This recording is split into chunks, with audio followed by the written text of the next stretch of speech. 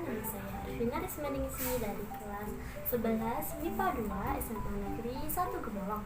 Pada video kali ini, saya akan menceritakan cerita singkat tentang novel Siti Nurbaya. Selamat menyaksikan. Siti Nurbaya telah ditinggal ibunya sejak kecil. Dari kecil hingga dewasa, ia tinggal bersama ayah tercintanya, yaitu Baginda Sulaiman. Baginda Sulaiman adalah seorang pedagang terkemuka di Kota Padang. Sebagian modal usahanya merupakan uang pinjaman dari rentenir Datuk Maringgi. Pada mulanya, usaha Baginda Sulaiman mengalami kemajuan yang sangat besar.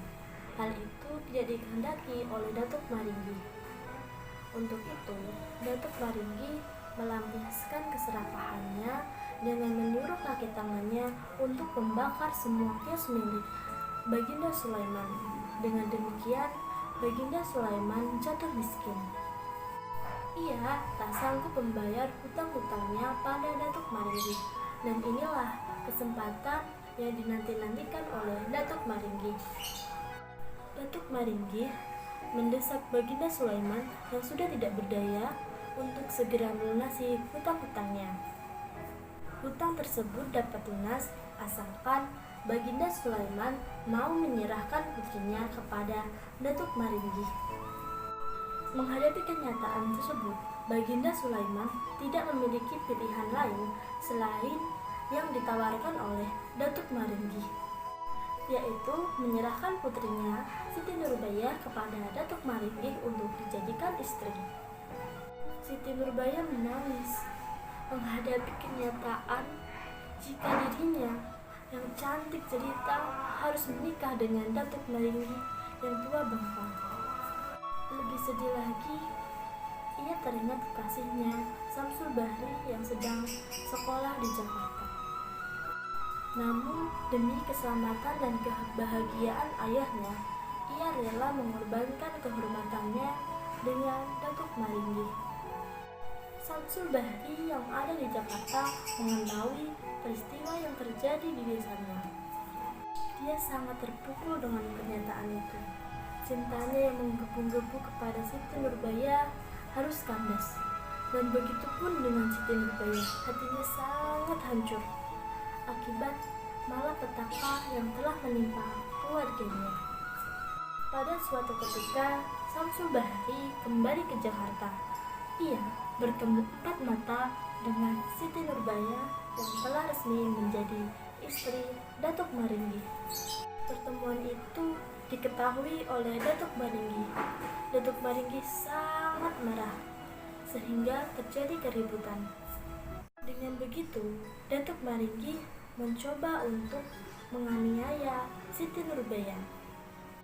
Samsul Bahri yang tidak mau kekasihnya dianiaya oleh Datuk Maringgi, maka ia memukul Datuk Maringgi hingga terjerembab jatuh ke tanah. Karena saking kaget dan takut, Siti Nurbaya berteriak keras hingga teriakannya terdengar oleh ayahnya yang tengah terbaring sakit. Mendengar teriakan anak yang dicintainya tersebut, Baginda Sulaiman mencoba untuk bangkit, tetapi akhirnya ia jatuh tersungkur dan menghembuskan nafas terakhir.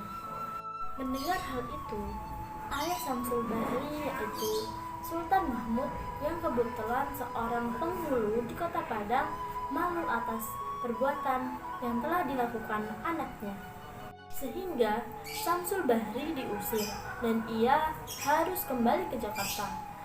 Ia juga berjanji tidak akan kembali lagi kepada keluarganya di Padang. Datuk Maringgi juga tidak tinggal diam. Oleh karena itu, ia mengusir Siti Nurbaya karena dianggap telah mencoreng nama baik keluarganya dan adat istiadat. Siti Nurbaya kembali ke kampungnya dan ia tinggal bersama bibinya. Sementara itu, Samsul Bahri yang berada di Jakarta hatinya sangat hancur dan penuh dendam kepada Datuk Maringgi karena telah merebut kekasihnya. Siti Nurbaya yang mengetahui bahwa kekasihnya diusir orang tuanya timbul niatnya untuk menyusul Samsul Bahri ke Jakarta. Namun, di tengah perjalanan, Siti Nurbaya hampir meninggal dunia. Ia jatuh ke laut karena ada seseorang yang mendorongnya. Tetapi Siti Nurbaya selamat karena ada seseorang yang menarik bajunya sehingga ia tidak jadi jatuh ke laut. Walaupun ia selamat dari mara bahaya tersebut, mara bahaya selanjutnya menunggunya di daratan. Tibanya di Jakarta karena dengan siasat dan fitnah dari Datuk Maringgi, Siti Nurbaya ditangkap polisi. Karena surat telegram Datuk Maringgi yang memfitnah Siti Nurbaya bahwa ia telah membawa kabur lari hartanya, sehingga Siti Nurbaya harus kembali ke Padang dengan perantaraan polisi. Tak lama kemudian, Siti Nurbaya meninggal dunia karena telah memakan lemang beracun yang diberikan oleh kaki tangan Datuk Maringgi. Kematian Siti Nurbaya terdengar oleh Samsul Bahri sehingga ia mencoba untuk bunuh diri. Akan tetapi keberuntungan menimpanya karena ia tak meninggal. Sejak saat itu, ia tidak melanjutkan sekolahnya dan memasuki dinas militer. 10 tahun kemudian, di kota Padang sering terjadi huru-hara dan tindakan kejahatan akibat ulah Datuk Maringgi. Samsul Bahri yang telah berpangkat letnan dikirim untuk melakukan pengamanan.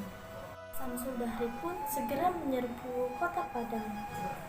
Ketika bertemu dengan Datuk Maringgi, ia menyembahnya. Namun, sebelum Datuk Maringgi tewas, ia sempat membacok kepala Samsul Bahri dengan parangnya. Samsul Bahri segera dilarikan ke rumah sakit. Sebelum meninggal, ia meminta untuk dipertemukan dengan ayahnya untuk meminta maaf atas segala kesalahannya. Sultan Mahmud juga sangat menyesal karena telah mengata-ngatai anaknya tempo dulu.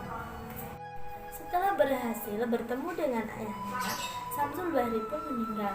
Namun, sebelum meninggal, ia sempat meminta kepada orang tuanya agar nanti dikuburkan di dekat makam kekasihnya, yaitu Siti Nurbaya.